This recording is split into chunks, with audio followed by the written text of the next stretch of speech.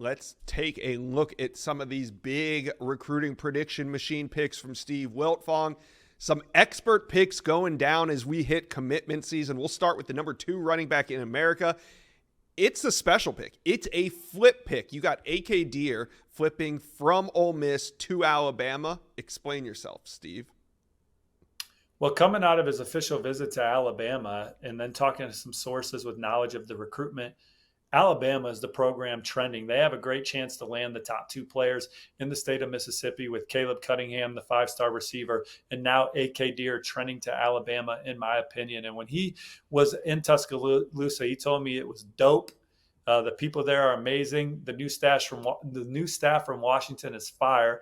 He enjoyed himself over there that weekend. They showed him how much they want him. Coach Gillespie has come by his school several times, so they have a good connection. He said they're always a top-tier school and powerhouse. I think that's the stage he's looking to play on. He committed to Ole Miss. I think it was because he was starting to get tired of the process. This is one of the guys who emerged first in the class of 2025, and he likes Ole Miss, but Alabama is the program that I think has his heart right now, and ultimately I think they'll have his commitment. All right, that visit sounds lit. Now you got wide receiver Dylan Alfred. You predict him to Clemson, but my question here is Dylan Alfred this week decommitted from Ole Miss. Now, Ole Miss suffered 3 decommitments and is on the verge of a 4th with A.K. Deer, who's really the crown jewel of their class right now, potentially flipping to Alabama. What's happening this week to Ole Miss recruiting? Purely just poor time coincidence with some of these things. You know, Clemson offers Dylan Alfred, but they don't give you an offer until you decommit. Dabo Swinney is old school, so he decommits, gets the Clemson offer. That tells me that the Tigers are in great shape.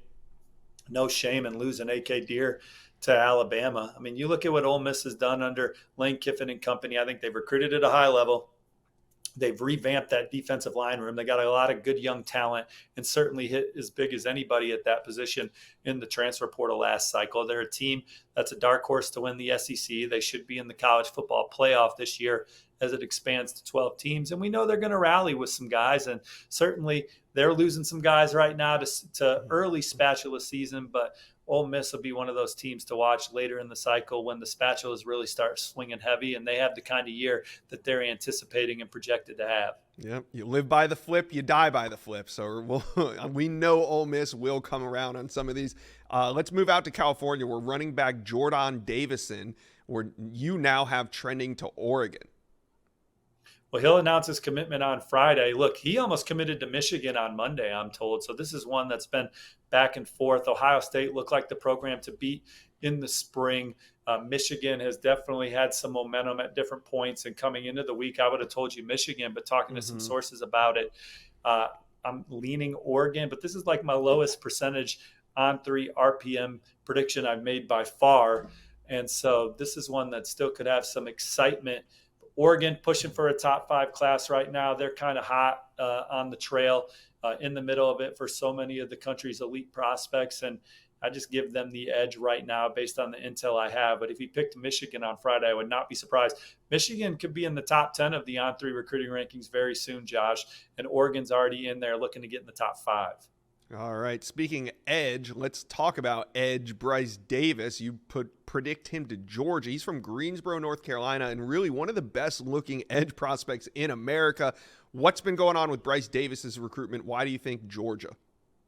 Well, I don't know if I think Georgia. That's my on 3 RPM right now, going back to April. But I think Clemson's making this one very interesting down the stretch. So, and Duke's in the middle of it as well, too. But I was told last night it's either Georgia or Clemson.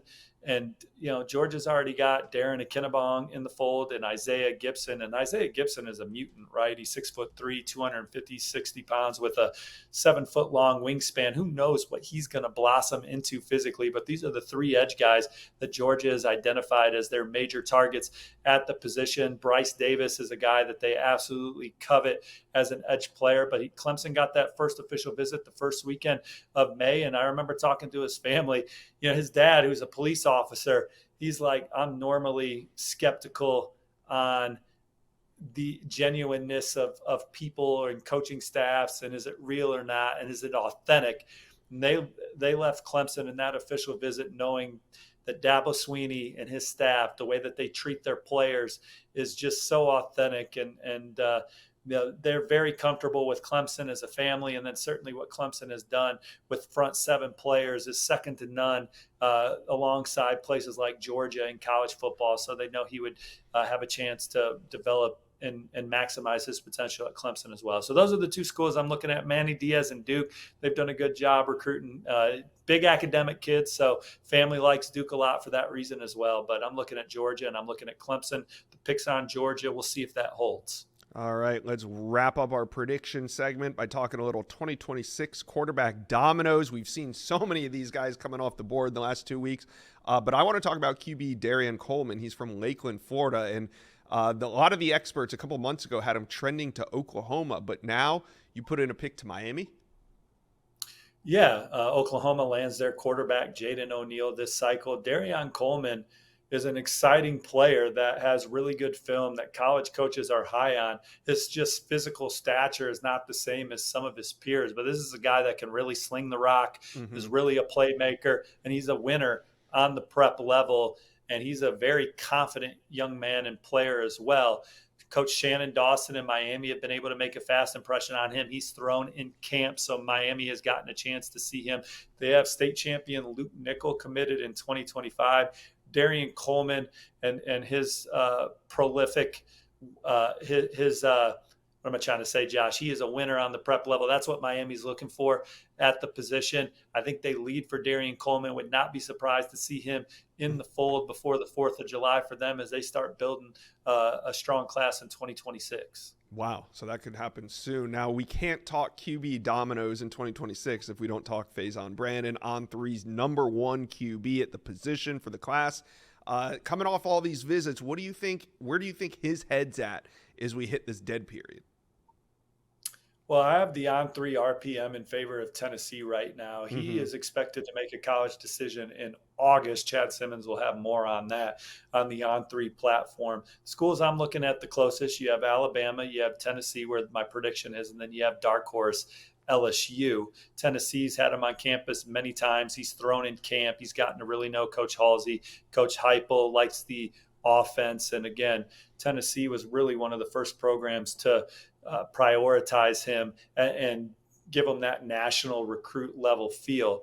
Alabama, he was there recently on campus and he got around the players on the team. And I think he really enjoyed that atmosphere and felt like those were guys that he could really fit in with. Coach Sheridan, they're starting to click, him and Alabama offensive coordinator Nick Sheridan. And then Kalen DeBoer, man's only lost 12 games as a head coach. They just developed Michael Penix into a top 10 pick. So there's a lot of reasons why Alabama is coming on strong, but I think a lot of it has to do with the time he spent around the players and got a sense for that atmosphere and vibe and how quickly they've responded to that new coaching staff. LSU's a dark horse. Joe Sloan goes as hard as anybody on the trail. Their offensive coordinator, he's never going to be outworked. No one's ever going to have a better relationship with a kid than him. So they're swinging. I expect him to visit all 3 of those programs the last week of July, and then he'll make his college decision in August.